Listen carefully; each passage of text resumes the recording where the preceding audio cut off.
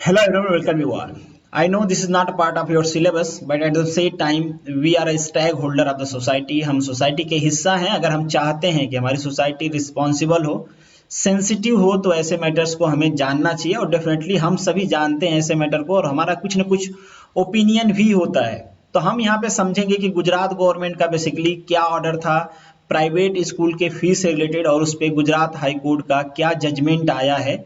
अभी इसको डिटेल में जानेंगे, और लास्ट में डेफिनेटली मैं आपका ओपिनियन भी जानना चाहूंगा कि आप इस जजमेंट पे क्या कहना चाहते हैं, आप क्या सोचते हैं. तो चलिए शुरू करते हैं वीडियो को. Before starting the lecture, this is the humble request to all of you, follow Mon Academy on the different platform. अगर आपको इन वीडियो के पीडीएफ चाहिए तो आप मुझे टेलीग्राम पे ज्वाइन कर सकते हैं. आप मुझे इंस्टाग्राम और फेसबुक पे भी फॉलो कर सकते हैं. अगर आप मुझसे पर्सनली जुड़ना चाहते हैं तो आप मेरे ट्विटर और इंस्टाग्राम की आईडी को फॉलो कर सकते हैं.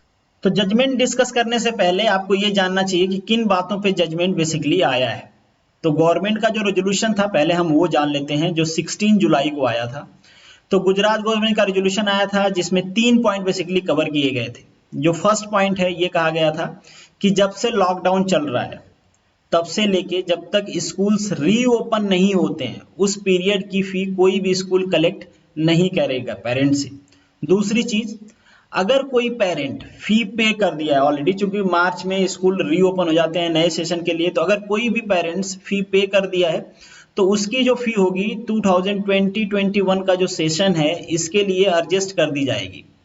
थर्ड चीज यहाँ पे कहा गया कि कोई भी फी हाइक नहीं होगा नए सेशन के लिए. तो ये तीन चीज बेसिकली कहा गया. इसको लेके जो प्राइवेट स्कूल एसोसिएशन है वो हाई कोर्ट में गए, और हाई कोर्ट ने अभी खारिज कर दिया है बेसिकली जो गुजरात गवर्नमेंट का ऑर्डर था, जो बेसिकली जीआर था, उसको खारिज कर दिया गया है. और सिंपली कहा गया है कि जो प्राइवेट स्कूल्स हैं वो फीस कलेक्ट कर सकते हैं, गवर्नमेंट कोई ऐसा रूल फ्रेम नहीं कर सकती है. अब इसके पीछे का लॉजिक क्या दिया गया है, क्या कहा गया है, वो हम डिस्कस करते हैं. बेसिकली ये जो जजमेंट दिया गया इसमें हमारे चीफ जस्टिस थे गुजरात हाई कोर्ट के, और एक और जज थे, मतलब 2 जज बेंच ने ऑर्डर ये जो जजमेंट है वो दिया है. तो इसमें जो कोर्ट का फर्स्ट स्टेटमेंट था, कोर्ट ने कहा कि a balance has been strike between providing a reasonable education, बच्चों को रीजनेबल एजुकेशन मिले और हम स्कूल को भी बचा पाए, ऐसा ना हो कि स्कूल शट डाउन हो जाए. इन दोनों में एक बैलेंस होना चाहिए. स्कूल शट डाउन हो जाएंगे, इसके पीछे का लॉजिक क्या था. इसके पीछे कोर्ट ने कहा कि अगर हम ये फोर्स करते हैं कि जो स्कूल्स हैं वो फी कलेक्ट ना करें तो उनका एक्सपेंडिचर कहाँ से आएगा. तो ये इनडायरेक्टली एक तरह से फोर्स किया जा रहा है कि कुछ जो स्कूल्स हैं, जो छोटे स्कूल्स हैं, वो क्या हो जाए, शट डाउन हो जाए. अगर स्कूल शट डाउन होते हैं तो इससे क्या होगा, बच्चों की एजुकेशन का नुकसान होगा, उनका सोशल डेवलपमेंट स्टैक हो जाएगा. तो कोर्ट ने कहा कि पेरेंट्स को ये भी सोचना चाहिए, ये भी रियलाइज करना चाहिए, इस एफर्ट को भी एडमायर करना चाहिए कि जो स्कूल्स वाले हैं वो ऑलरेडी ऑनलाइन एजुकेशन प्रोवाइड कर रहे हैं. मतलब कोर्ट ये कहना चाह रही कि जितना स्कूल से बन पड़ता है उतना स्कूल वाले कर रहे हैं.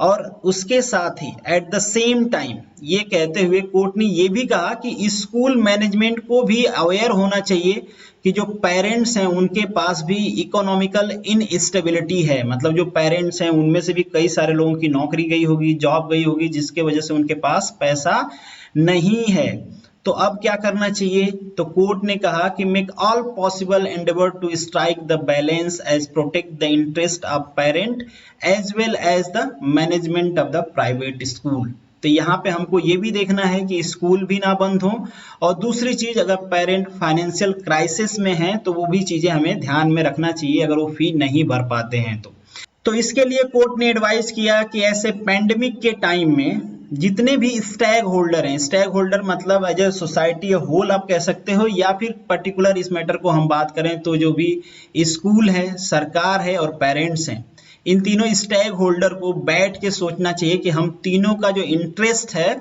उसको कैसे ऑप्टिमाइज किया जा सकता है. इसके साथ ही कोर्ट ने कहा कि अगर छोटे स्मॉल प्राइवेट स्कूल क्लोज हो जाएंगे तो इससे पेरेंट क्या होंगे, फोर्स होंगे कि वो एक महंगे और बड़े स्कूल में जाएं. डेफिनेटली होंगे, क्योंकि छोटे स्कूल बंद हो जाएंगे और जो बड़े स्कूल होते हैं वो तो चाहते ही हैं कि छोटे स्कूल बंद हो जाएं। अगर मैं फ्रैंकली बात करूं तो जो बड़े स्कूल हैं आप देख लो, वो मैक्सिमम बिजनेसमैन के होंगे, एमपी एमएलए के होंगे, जो बेसिकली लॉ मेकर भी हैं। तो एक तरह से इनडायरेक्टली वो चाहते हैं कि छोटे स्कूल बंद हो जाएं और जो पेरेंट्स हैं वो फोर्स हो कि वो क्या करें, बड़े स्कूल में एडमिशन लें। और इनकी ह्यूज अमाउंट में फी होती है, 1 लाख 2 लाख रुपीज फी होती है पर ईयर की, छोटे बच्चों की भी इवन। तो क्या होगा इससे इससे इनका इंटरेस्ट तो प्रोटेक्ट हो जाएगा जो बड़े स्कूल वाले हैं, बट जो छोटे स्कूल वाले हैं उनका इंटरेस्ट प्रोटेक्ट नहीं होगा। और यहाँ पे इस बात की भी ध्यान रखनी है कि ये छोटे स्कूल कुछ लोगों को जॉब भी देता है जो बेसिकली इकोनॉमिकल बैकवर्ड लोग हैं, हम कह सकते हैं। उनकी कुछ 8,000 10,000 15,000 20,000 सैलरी होती है, एक फैमिली होती है जो बेसिकली सैलरी पे डिपेंडेंट होती है। तो यहाँ से उनकी जॉब भी चली जाएगी, तो अनएम्प्लॉयमेंट भी बढ़ेगा। तो हमको ये ध्यान रखना है कि ये सारी चीजों को हम प्रोटेक्ट कर पाएं। इसके साथ साथ हाई कोर्ट ने प्राइवेट स्कूल से भी कहा कि आप एक बार अपनी फी को रिवाइज करें। जो आपकी ट्यूशन फी है, जो आपकी एक्सपेंडिचर है, एक्सपेंडिचर में जो बेसिकली सैलरी देते हो आप टीचर को, जो आपकी कैरिकुलर एक्टिविटीज हैं या उसके मेंटेनेंस के लिए जो चार्जेज हैं, आप एक बार उसको रिवाइज करिए। और कुछ इस तरीके से करिए कि जो पेरेंट्स का इंटरेस्ट है वो भी कंप्रोमाइज ना हो। तो इन शॉर्ट इन्होंने गवर्नमेंट को कहा है कि आप ऐसा मैकेनिज्म बनाओ जिसमें आप पेरेंट के और प्राइवेट स्कूल दोनों के इंटरेस्ट को ऑप्टिमाइज कर पाओ। तो this is the end of this video. और इस मैटर पे मैं आपका ओपिनियन भी जरूर जानना चाहूंगा। इससे रिलेटेड बहुत सारी वीडियो भी सोशल मीडिया पे वायरल हुई है। आपको यहाँ पे ये भी ध्यान देना चाहिए कि हमारी जो सोसाइटी है वो दो पार्ट में है।